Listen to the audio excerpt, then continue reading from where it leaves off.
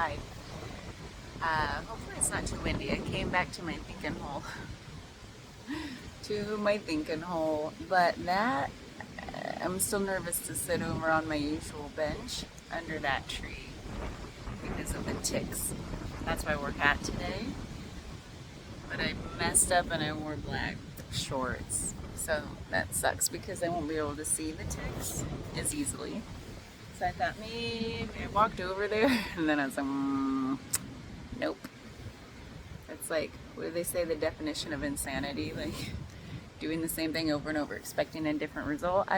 It's like, no, expect ticks to happen right there. You saw one on your body. Don't do it. So then I came back here under the, well, perceived shelter from the ticks. I don't know. Anyway, I don't really have anything on my mind. In fact, it's been a nice morning. Still had a day off work and did a lot of housework this morning after the gym. And it was so good to be back in the water at the gym. And then did a bunch of housework, and now I'm back at my thinking hole before I have to go for an oil change this afternoon. But nothing really on my mind other than I keep having glimpses of direct experience, more than ever before. I don't know more than ever before, but more like frequent and obvious. And I know that's hard to talk about. It's like, what do you mean by direct experience? Everything's direct experience. And it's like, well, I think it's more about, I felt something. When the mind not only gets really quiet, like there's not really a thought thread, a runaway train thought thread that I'm on, then when that gets pretty quiet, it's not just that, it's also the simultaneous quieting and non-selfing happening, simultaneously. So it's like the selfing mechanism goes quiet.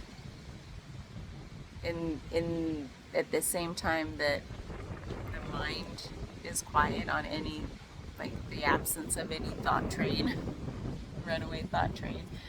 And also, maybe it's the trifecta of that. So, along with like zoning into, like, oh, just this. What's appearing right this moment in the way of visuals, sounds, text, like sensation. So it's that direct experience, but also at the same time, it's the mind going quiet and the selfing going quiet. And so that trifecta is happening a lot lately, where maybe I get like bits of each thing pretty often, but the trifecta is kind of its own separate thing. It's hard to talk about. It's really windy out here. And what that feels like is like, it feels like oh shit, nobody's home, and everything is more real, more direct, more just this. It's so hard to talk about. And it feels like when I look at things, like that tree is still being a tree. The blowing grass is still being blowing grass.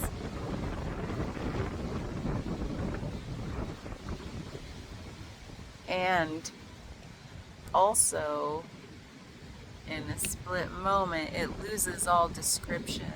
It stops being just the label of the thing. And at times, I've caught myself going, what is that? You know? Like, whoa. Like, before the word tree, I'm looking at a tree over there. Before the word tree comes back in, before the labeling happens, it's almost like, is this stuff? And it's fun. It's fun to play with. I've heard people talk about it, and it goes deeper than that. I think over time and attention, practice, if you want to call it practice. And it really, to me, starts with allowing the mind to just stop doing the mind thing. Almost like, the last couple of videos, it must just be in my air right now, the air I'm breathing, and I think it also tends for me to come on the heels of intense emotional roller coastering and intense thought, suffering from thought and intense, all the things that make us human. When these moments happen, it's usually on the backside of like intense humaning, intense selfing, really. And maybe it's just my nature of the pendulum always swinging back the opposite way pretty equally, so it's like, ooh. Or if it's just sort of like here, it's just like everyday life, la la la. But then like intense humaning, glimpses of non-duality. Whoa. It's fun. So when I'm in these spaces, it like I started the video, nothing's really on my mind. There's nothing really to talk about except reflecting on, hey, that's what's in my experience today. There's nothing to say. Like, there's no meaning making to make. And I think that's another thing I love is when my meaning making machine goes quiet, because I love making meaning. I love words. I love sharing my weird thoughts. I love having weird thoughts even when I don't share them. And I just get to laugh at myself and carry on. And it's just a fun way to live, because it's the unfun way to live is when I'm deeply identified with thought, like in the selfing mechanism I was talking about. Like when I'm like, oh, I feel this intense emotion and it's because of this, and I feel this way about it, or I'm judging myself or judging other people, or like doing all that selfing. Like who is here to defend? Nobody. Nobody's here to defend. It's the self that needs defending. And that's what I ask myself in those intense selfing moments that really only truly come up around family. And unfortunately, my family has been going through a lot of shit for 6 months straight, like non-stop. And I think the universe, like, if there's to like zoom out of like caring for family, like being there for them, that's a top priority, and loving them unconditionally. But like when I zoom out, I'm like, oh, thank you for making me suffer. Because it really paints a very vibrant picture of what my particular brand of suffering is that I get to work with when it appears. And like I was saying the other day or whatever, when I have distance from the thing that triggers me into that suffering, which is all self-made, it's not other people doing it, it's just like I let myself be triggered when I'm around certain people. And then it's like a reminder, oh shit, I still got some work to do. And then I'm grateful to be able to do that work, of seeing it more and more clearly when it arrives. And so I just have this weird, I call it weird because I don't know how common it is, but maybe it's common, this weird gratitude for the suffering. Because I laugh and say, like, man, and it sure makes life interesting. And then also, I don't need it to make life interesting. Like, life to me is interesting without those moments of suffering. Like when you're just in the intense awe and beauty of this existence, that is also interesting. And then the contrast between the two is interesting. And when I say interesting, like, what does that even mean? It's one of the interesting to me only happens upon reflection, like in the mind. Otherwise, you're just living moment to moment, existing without thought, without meaning making. And that's beautiful. And then only in reflection do you go, that's interesting. Yeah, it makes life interesting when there's contrast. Like we were talking about the other day, when it appears as art. All the elements of art where there's contrast, there's symmetry, there's asymmetry, there's different tones, you know.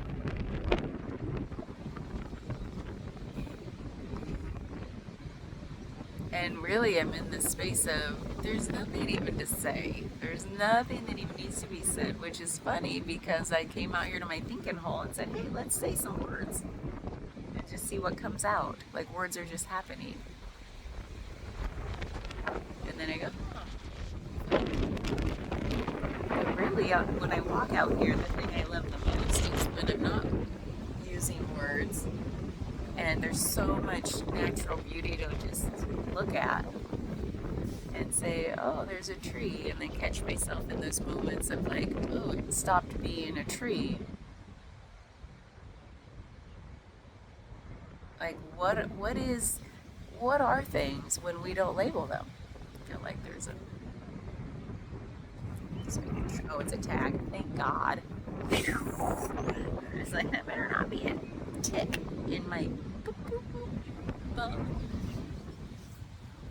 But what are things when we don't label them? And I think that's fun to play with too, is to stop my mind or pause, try to catch myself in the pause before a word appears, a label that says tree, picnic table, shoe, grass. Like, even though we're not doing it consciously, we're constantly doing it, and a lot of times consciously, just like labeling things, you know. And we know why that happens. These are shortcuts. Like, we don't have to reinvent the wheel every time we talk to someone. Like, turn right at that big brown thing that sticks up out of the ground and has a lot of other brown things sticking out, and this particular one has like 3 big just say turn right at the tree.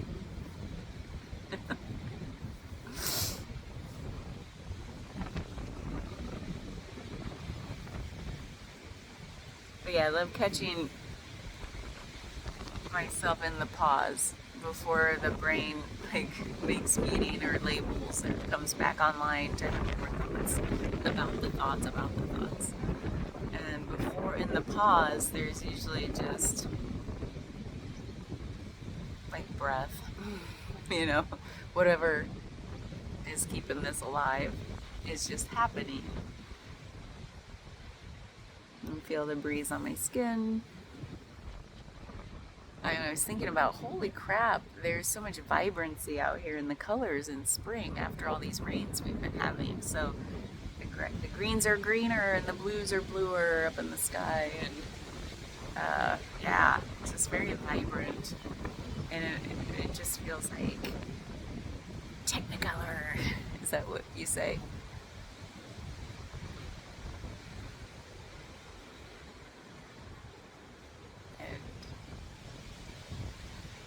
Still, there's nothing to be said about any of that indirect experience. It's only upon reflection that things need to be said. Like, oh yeah, it struck me so deeply, let's write a poem about it. And then the words just never do justice, but they become their own thing. Like the poem describing the trees never going to touch fully. It's not going to replicate the direct experience. The experience of the words will be its own different experience. And each person that hears those words will have their own experience upon hearing the words. So isn't that neat? That there is no objective reality. I know I'm always coming back to that. You can tune out if you wish. But there just isn't. And I think that's so fascinating, is maybe in those moments of direct experience where words haven't come back online and there's no labels or meaning making, and I'm just like presented with this thing that I forgot was a tree for a moment. Is that the objective reality?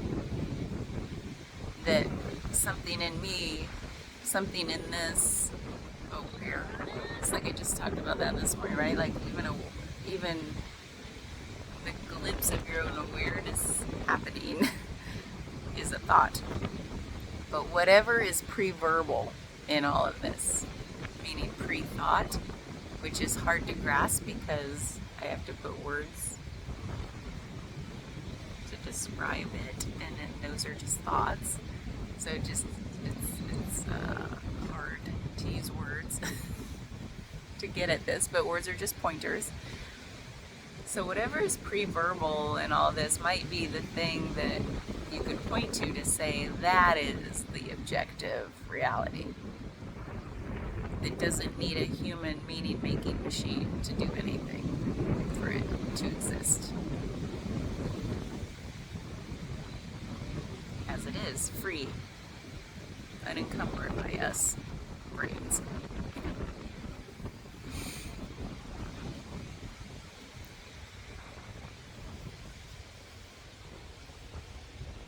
And I wonder, what else? How deep does this rabbit hole go? How deep, how endlessly unfolding? What else is left to unfold?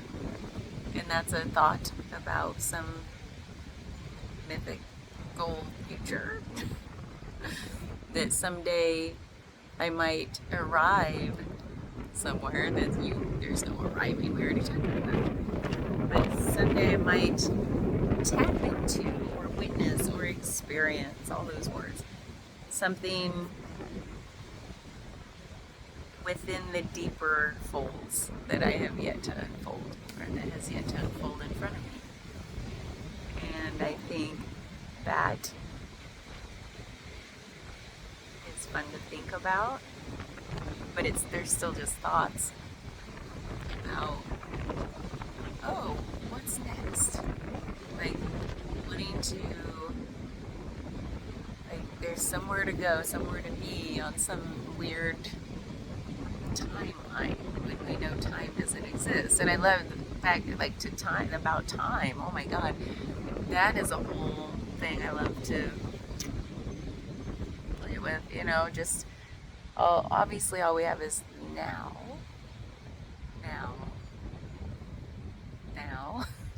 You know that, right? I know you know that.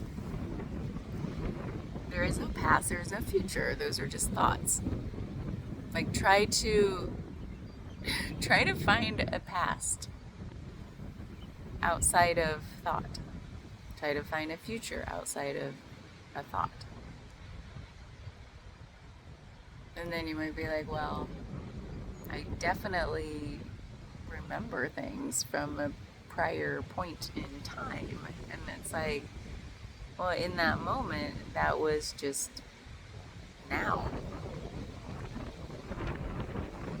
We have to go into thought to remember something that happened in a now.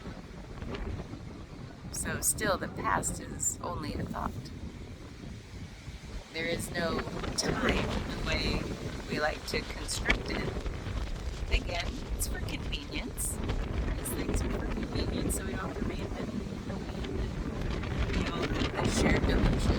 And I think that's fun too, that we all share in this. We all know what's happening. So tree.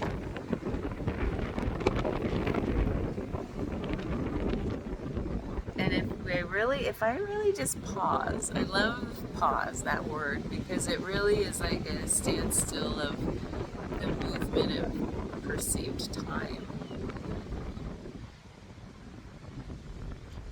And there's no delineation between anything when you slow things down enough. There's no start and stop, like we talked about. There's no beginning and end, like the endless hellos that are no goodbyes. Things are just appearing, but they were always there. That tree is now in front of me in my awareness, in my direct experience, even where it wasn't just 20 minutes ago. It's always there. That's a simple example, but it's my selfing that makes things seem as they are. And when all of that goes offline, it tickles me, you know? I don't know how else to describe it. It's not a meaning making, like, oh my god, it's so amazing and profound, or scary even. Like, it could be scary, I guess. But it doesn't do anything but, like, tickle. There must be something satisfying about that for me. To let the selfing stop. Maybe I'm just bored of it, you know? I think maybe I'm getting to that point of just, like, boredom is a weird thing to talk about, because can you really be bored? Uh-oh, did something go? You see? Like I said, wind lets the ticks fly where they go. But, you know, I do get kind of bored with selfing. I've never, like I said, I never was one to have strong opinions on things. I just didn't, I was like, what's the point? I'm constantly trying to see all sides, because I find that, because seeing all sides tickles me. And then I constantly change my mind to my own annoyance, you know? So why would I ever say, I'm going to plant a flag in this opinion? I feel so strongly, because I'll be like, as soon as I plant the flag, I'm like, I see some other viewpoint that totally negates what I just said. So that's part of it, is like, that's just my nature. And so when the selfing is happening, and I'm like on like I was talking about earlier, like I'm just giving myself the permission to go on these emotional roller coasters for the hell of it, I guess. Because something in me, like when that self comes online again and says, I have a viewpoint that needs defended, or I have a wound that needs reacted to. You know, there's like this, who is the self that has some permanent wounding even? Who is this self that needs defending because something hurt its feelings? And it's not negating that there are feelings happening. It's just, what is the selfing? What is the self that needs anything? It's an illusion. A self is like you know what it is. It's not tangible. It is. It's so fun to think about, even. You know, and it's such a paradox or ironic. I don't know what you want to call it. How I love when the selfing stops, and yet I love thinking about things, which is all what my particular brand of self loves to do. Comes from myself. But I love when the self goes away. And then all there is direct experience. And there's no thought to be had about that, other than when myself comes online, it goes, oh, I'm tickled. That tickles me, like when that happens. And so it's coming to this place of like, yeah, I do get bored with selfing, because ultimately, or inevitably, it's like, I always end up with like, That was kind of a waste of energy. A lot of times it feels like that didn't need to happen. And then sometimes I'm like, that didn't need to happen, but it was fun. And sometimes like, that didn't need to happen, and I just caused myself a lot more suffering that I don't identify with, even when it comes to an end. Like, boy, something in here sure identified strongly for a moment. What was that all about? You know? So more and more when that's happening, those cycles, which I find kind of interesting when I think about it. Like, what is happening these last few years? This journey I've been on, the one that says there's no turning back. There's like I said, I just need to take like a vow of silence, but not really a vow, because even that's unnecessary. It's more like I might just stop talking because that's the way the selfing is expressed for me a lot of times. I mean, I could do interpretive dance, I just haven't tried that yet.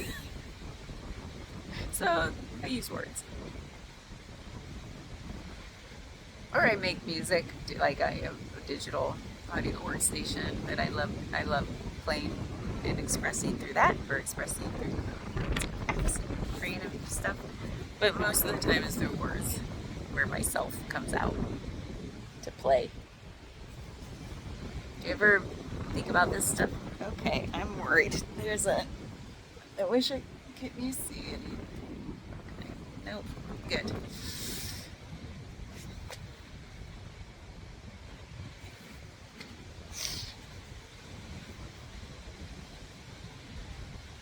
Do you think about this stuff? Do you? Like, or is it part of the water you swim in already? I know for some of you it is. You've been a studier or practitioner of different philosophies or whatever for a long time. And I respect that. Where I am, I think I've always had this inner rebel, where it's almost like the ultimate skeptic in me. Oh God, that was just my shorts. Good. Freaking myself out. See myself inhabiting. So it's like the part of me that knows already. I don't even want to call it a rebel anymore. Maybe it used to be before this journey started. Now it feels like the part of me that already knows there's nowhere to land. There's nowhere to abide.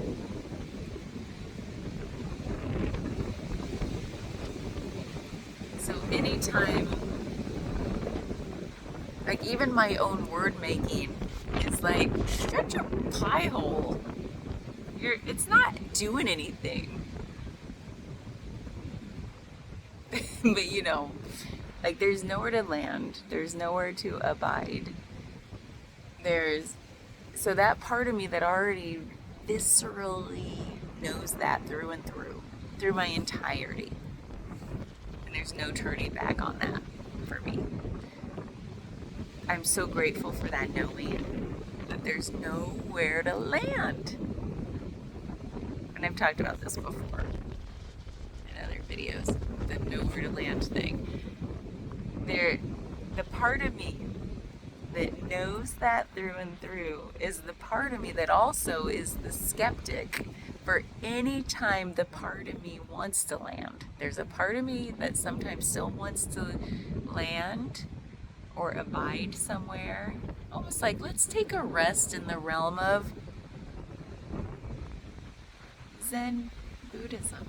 Let's take a rest in the realm of,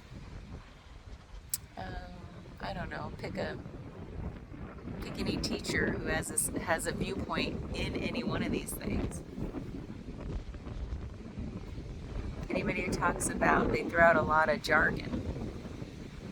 Anytime there's a lot of jargon, which is just words. They're all pointers to a thing that somebody had a direct experience with. So all we have are these words as pointers to say, yeah, I experienced that. So I'm going to add more words to it because those words speak truth to me of something I've lived. And I highly respect that, deeply value that. But when it's used as the ultimate, and I've talked about this before too, like if it's, I experienced it, I know what truth is, this is it, everybody look there, well, I'm going to be skeptical because there's a different way in for everybody. There's a different way into anything for anybody. There's not just, now it's great if it's like a useful, helpful pointer to say, hey, this worked for me, maybe it'll work for you, try it. But with knowing there are a million bazillion ways into something. I know I'm being so vague right now. But when you have a direct experience and then you use words to point to a direct experience, it's always going to fall short. Right? That's the nature of it. That's like built into what the words themselves. When you say direct experience and words, you've already created this separation. And I've talked about the nature of words. They can get infinitely close to a thing, but they'll never touch the direct experience of the thing. And then if you leave it at that and say, I'm just pointing here, it may or may not do anything for you. Great. Highly respect it. But when it's like dressed up, first of all, I get skeptical because the dressing up means I'm trying to make something happen. I'm trying to create a landing spot for you so you can land here. I mean, it comes from good intentions usually, but can't we first of all, just know there's nowhere to land. There's nowhere to abide. But these words I'm going to say to you right now are the finger pointing to the moon. Don't look at the finger. You're going to find your own way to that moon.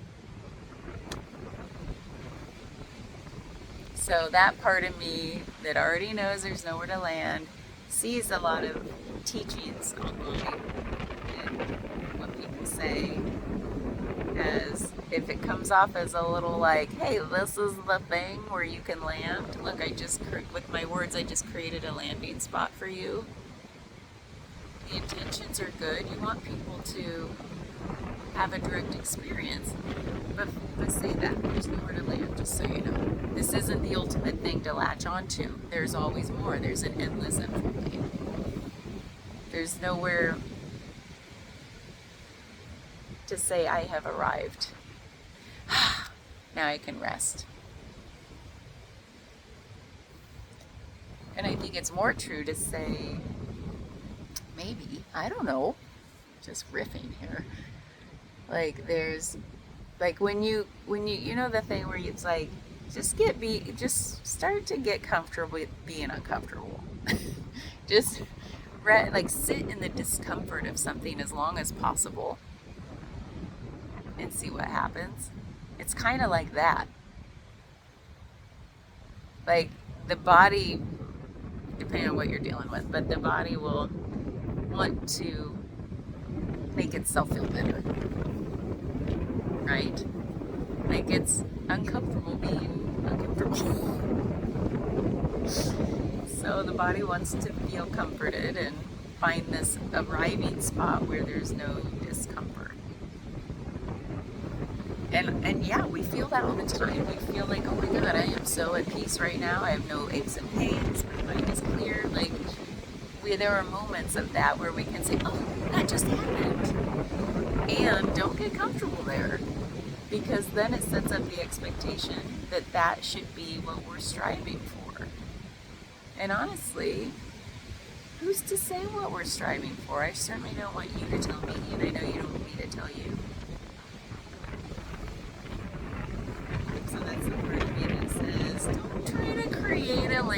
spot for me. Don't try to dress up your spirituality, you know. Don't try to dress something up in spirituality. Don't try to dress something up in some dogma and use a lot of jargon from 5,000 years ago. Like, all we have is now. I respect what came before. We stand on the shoulders of giants, etc., etc., etc. And let's be real. Let's be real, fam. And just say what's happening right now. Are you gonna throw a lot of jargon out there? Because that's just a pointer to, like for example, Buddhism. Let's say, like, it's just a pointer to a couple thousand years ago of somebody who shared a teaching that worked for that person, and they wanted, that's good intentions, they wanted to share that with the world, and I'm grateful. But it's not a landing spot. We don't know how deep this rabbit hole goes, because the person who is at the most bottom part of the rabbit hole, it is saying, hey guys, look how far it goes. And they're like, and I'm still going. The person at the bottom, the most bottom part of the rabbit hole, meaning not, there is no bottom, so it's like the most bottom part so far, who's ever felt even a need to say, hey guys, this is how far it's going, look, and it's still going. There are so few people who feel so inclined to do that. Most of the people who have, or there are people farther than that person, and those people are silent, y'all. Those people aren't saying a damn word. They're not, because they don't feel a need. Because they have such a deep reverence for the individual's experience that they wouldn't try to dress it up. They wouldn't try to create a landing spot. They might just laugh and smile and be like, so I don't know, that just tickles me too. Like, so those people who are using jargon, who are dressing things up in spiritual language, who are trying to be a teacher out of good intentions, that part of me who knows how there are the silent people who are even farther down that rabbit hole, are like, nice try, y'all. Thanks. Like, do the good work. Try to keep waking up the world. You know, keep using your pointers, and keep getting better. Keep getting better at your pointing, because it's useful. It is. It's useful. In the way that I appreciate when I can go on YouTube, for example, and be like, what fascinates me today? Or sometimes I'll be like, universe, show me something interesting. Show me something that I would enjoy. And then I imagine the universe, like, to my AI algorithm of YouTube. It does its little, the universe does that, and something interesting appears. I like to do that. And that's what I mean by, like, what I said the other day, I guess. It's like, it's all a game. It can be seen that way. This, whatever is happening right now. It's all a game. And I don't want to say it's not to be taken seriously, because there's real suffering in the world. And I think it's the useful part that I was getting at, is whatever reduces the amount of suffering for a person or for the world, I think, yeah, if your intentions are such, if your intentions are to help reduce suffering in yourself and thereby the world, first yourself though, and that's part of the skeptic too, is like, if it feels, it's a feel. If there's somebody online going, this is how to reduce suffering, but you can tell that there's still suffering in their own self, I'm probably not likely to go all in. I'm not all in, but I'll take what resonates and leave the rest. And I think that's all we can do, because I think the people who are still talking, there's still some suffering, right? the people at the bottommost part of the rabbit hole so far, the silent ones, I think they're not suffering as much. And I sometimes think it's fun to think about, like, every time you open your mouth, you create suffering. Isn't that scary to think about? Like, in some way, there's some amount of creation of suffering happening. You can think of, like, micro suffering if you have to make a size out of it. Because you might be like, no, I'm not suffering, I'm happy right now. I think you know what I mean by suffering.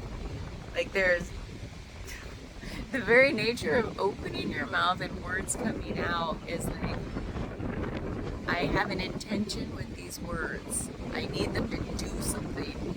And that in itself is like creating separation in the world. Like division, separation, silence versus not silence at the very basic level. But you can go deep into that too, like just opening your mouth to say, like me doing this, I'm creating all sorts of suffering in the world. I can't help myself. But really, when I think about people opening their mouths to teach, there is like some amount of good that comes from that and a whole lot of suffering that comes from that. And that's the nature of our fun reality here. It's not good or bad, it just is. So that's why I'm like, yeah, valve silence isn't needed. But I will appreciate more and more how I'm feeling less need to say anything at all. Like in the presence of others. I've always been more of a listener than a talker. And so now it's really like, you know,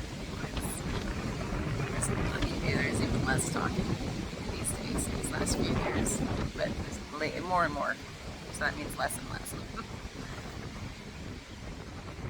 And I don't, and it's not, it's hard to talk about.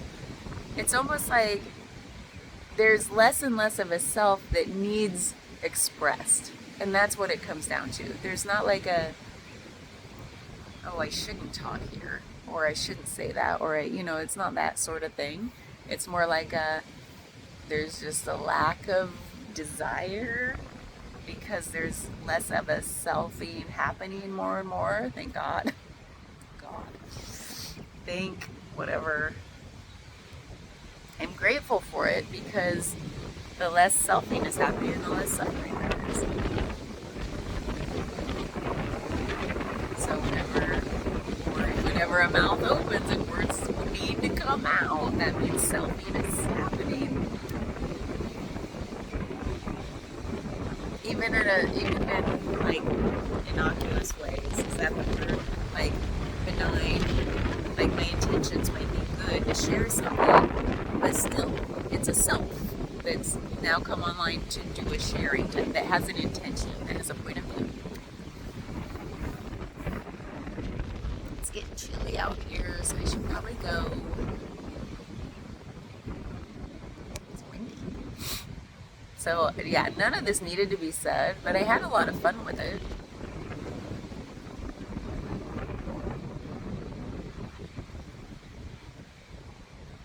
It was a lot of fun. And then all these things, if I were to watch back any video, which I don't, but if I do, especially this one, I'll be like, what a waste of time. And then I'll laugh at that because it's like, there is no time. What are you talking about? Waste away. It certainly was a great way to spend 44 minutes and 34 seconds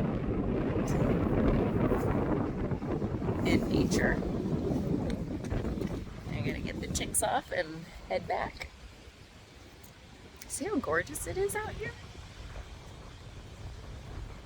The reason I sat is because I thought it'd be windier and harder to hear while walking, but I'm not so sure. But I'd be curious what you think about this stuff, because everything I said, like I said, I don't even know what I said. Words were just happening. And I might, if on a different day, if I were to watch this back, I'd be like, well, yeah, that was all unnecessary. But if I were going to say all that again, I would say it totally differently. You know, that's how I feel about this stuff. Like, I have no skin in this game. No, what do you call it? And I think that's because there's nowhere to land, even with a nonsense video like this. Like, I don't feel one way or another about it. Like, I'll someday, who knows, maybe I'll look at it and be like, girl, you're silly. Or I'll be like, that was stupid. You know, because at some point, maybe I'll just keep falling down the rabbit hole and get to the point of never speaking again. And I might stumble upon this video someday and be like, what? God, humanity. So silly. It's so fun. And I think that's something else that, like, people just think I'm nuts, and that's fine. I've dealt with that all my life. People's perceptions. And there's a freedom when people think you're so weird that they don't know what to expect. I feel that's the vibe I put off sometimes. Like, it's so liberating. Highly recommend it. And it started a long time ago, but I think it's getting more and more that way. Because like I said, these are topics that I will just, the times I do choose to speak, it's certainly not going to be small talk. And sometimes when I catch myself making small talk, I'm just like, that's icky feeling. I don't like it. I don't know, because maybe it feels like a waste of words. When we could be like tickling each other's fancies. Small talk doesn't do that, does it? Well, I guess I better go. I have to pee. I gotta hightail it back to my car. Because there aren't so many restrooms out here. It's a beautiful park, but not for small bladders.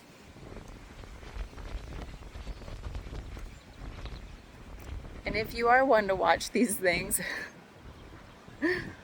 thanks. Thanks for being here. I mean, why else am I doing this? It's like something in me still loves the idea that there are other people out there who aren't worried about wasting time. Because I've spent a big chunk of my life, and it still happens, where I'm like, man, I could be using my time in such better ways. But now getting to this point, I'm like, that doesn't resonate as much anymore. This like idea that every moment has to be optimized. In fact, that's part of my trauma. That's part of my conditioning I've been letting go. And so I will watch 2-hour-long podcasts sporadically until I finish it. Or I'll watch 10 minutes of something I was really excited about, and then I'm on to the next thing, and I totally forgot I even started that other one. And I don't think a thing about it. Like, things now are just like, what's happening is happening. I don't have to think one way about it. So I find more people like that, you know, like you, perhaps, where this endless unfolding is just what's appearing. It's just what's happening. And it doesn't need my thoughts. It doesn't need my worry about optimization. It doesn't need any of that to be fully enjoyed. To be just fully in it. a little weird surge of emotion just now, like in that whole "in it," and the word flow came to mind just then, of like, when you're just so in it that there's no separation the mind is creating anymore. It feels like so good when that all that mind stuff is really the source of all suffering.